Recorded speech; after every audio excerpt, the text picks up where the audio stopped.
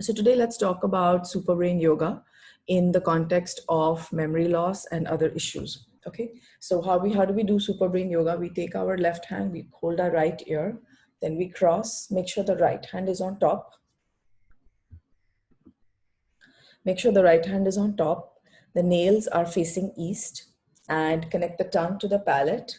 You can pray before you start, and then as we inhale, we are going to do a semi-squat, which means we are going to stand facing east, connect the tongue to the palate and inhale, go down. Exhale, come up, inhale, go down, 2, inhale, down, 3, inhale, go down, 4, inhale, go down, 5, inhale, go down, 6, inhale, go down, 7. So what we are essentially doing in this exercise is that we are balancing our upper chakras and our lower chakras. So once again, when we begin to have issues like memory loss, it could be related to a lot of things. One of them, of course, is stress.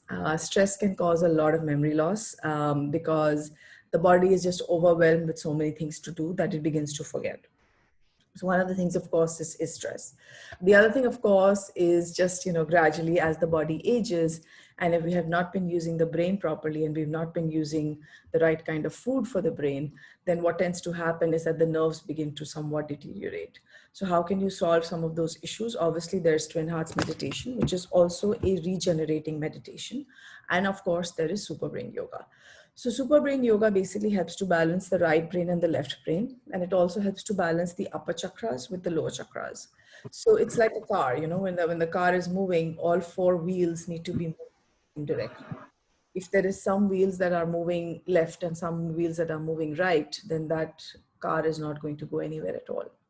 Similarly, we know that a lot of people plan a lot of things, but when it comes to like bringing them to action, then they're a little lazy. So, they'll make some really nice plans, but they don't know how to execute those plans properly.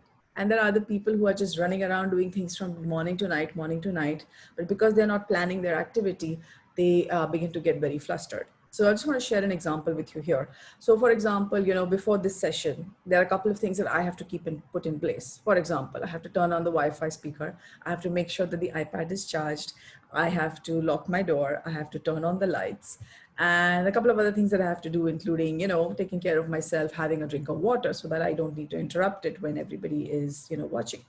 So, at some point I have a list. So that in the beginning I had a list. I was like, these are the things I need to do, 6, 7 things I need to do before the meditation starts at 4 o'clock. So that's what I call planning. Otherwise, it's like, oops, I forgot to get the spray. Oops, I forgot to take the crystal out. Oops, I forgot to get the salt water bowl. So there are lots of things that I have to prepare before the session, right? So that's planning. It's a very small amount of planning. The reason I'm mentioning this is that it applies for all of us. So let's say for some of us who want to do something, but we're not able to do it, and we just get really hassled about it, which is also a cause of memory loss. It's a good idea to just write down everything that you require. I've seen a lot of people when they start to do something, they'll just pick up a piece of paper and pen and they'll start doing it. That's not bad. But if you actually need, if you actually also need, gum and sellotape and an ink pen and an eraser, it's better that you collect everything and then you sit down and work. Okay, so that's planning. That's simple planning. Because sometimes when I use the word planning, I feel that people are thinking of like, big plans. No, just start planning small things for your life, like every day. Before you eat lunch, what are the things that need to get done? Before you go to bed, do you invoke before you go to bed? Do you cut your cords if you're a healer? Do you take a bath? Do you take a salt bath? Have you put the salt in the bathroom? Just simple things like this, just plan. What happens is that when things are planned and you have in your mind that 1, 2, 3, 4, 5, these are the things that I need to do, then the stress level begins to come down. Okay. So that I find really useful. And of course, SuperBrain Yoga really helps us to balance the upper chakras and the lower chakras. The lower chakras, otherwise what will happen is that if you've seen people who are hyperactive, they're just very, very busy from morning to night, and they still don't seem to get things done. Okay.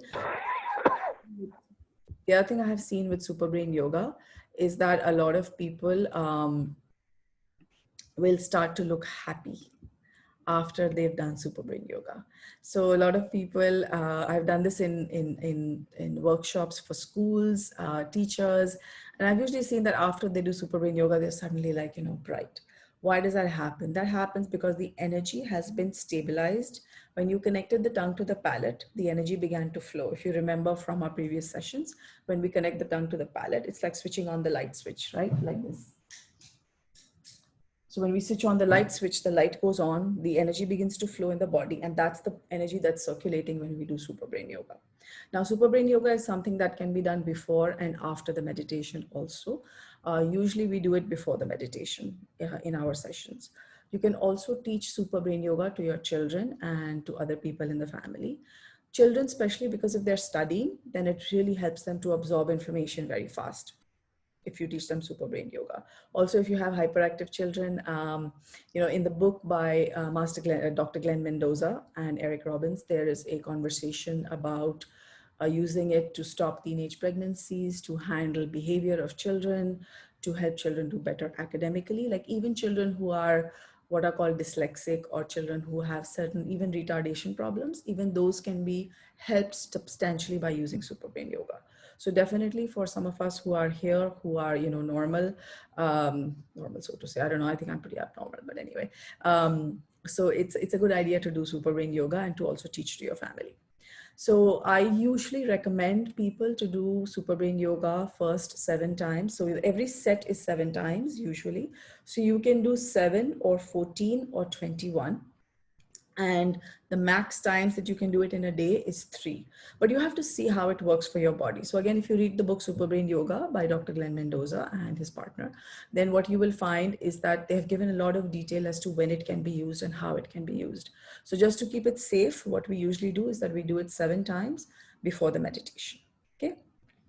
So I hope that was useful. SuperBrain Yoga is something that I also recommend that if you're feeling tired, you can do SuperBrain Yoga.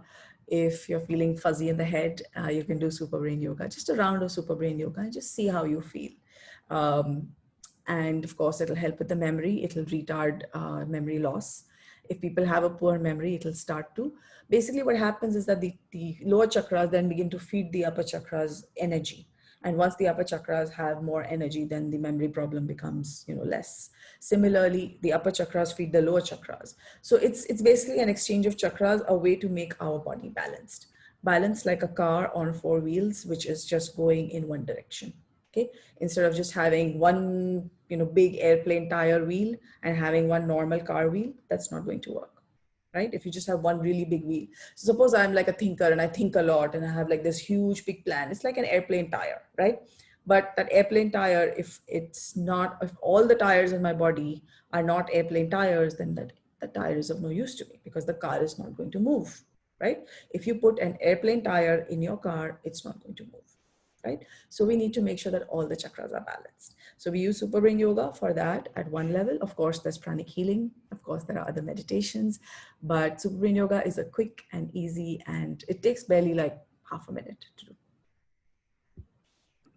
So Priya just reminded me to add one thing, which is that SuperBrain Yoga is not to be done during our menstrual cycle for women, unless you know how to clean your chakra very, very, very well.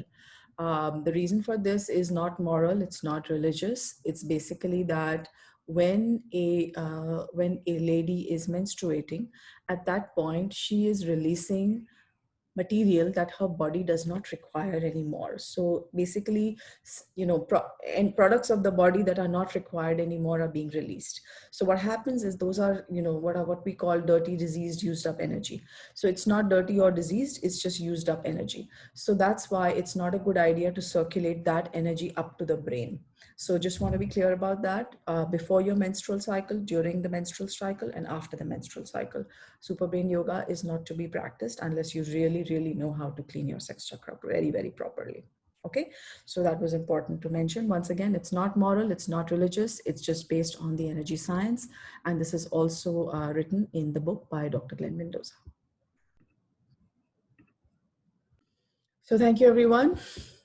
I hope that was useful and that you will use SuperBrain Yoga regularly. You can teach your children. You can also help us organize SuperBrain Yoga workshops for schools and for institutions where, it's like it takes 2 to 3 minutes to do. So if we can get a lot of school assemblies to include SuperBrain Yoga, in their morning assembly, can you just imagine what's going to happen? You know, a lot of children are going to improve. SuperBrain Yoga helps to improve the mass consciousness of everyone. So if we can introduce it in schools, you can introduce it in schools yourself. If you need help, you can contact us. You know, all you need to do is just go explain SuperBrain Yoga. It takes a few minutes to explain and barely 30 seconds to do. So I would be really grateful if you could help spread SuperBrain Yoga in schools so that children can benefit. A lot of children who struggle with things like mathematics or other subjects, they find a tremendous improvement when they do SuperBrain Yoga regularly. Okay, so thank you so much, and we'll see you soon.